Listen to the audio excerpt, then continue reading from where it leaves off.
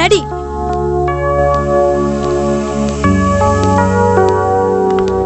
Good morning daddy. Morning. Mummy എവിടെ?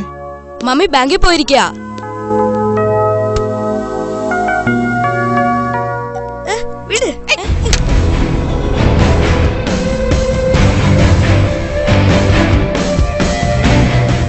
ഓണാവുന്നില്ല.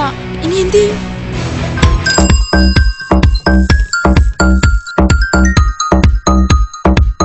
മിനിറ്റുകൾക്കുള്ളിൽ magic സർവീസുമായി mobile point. Thanks.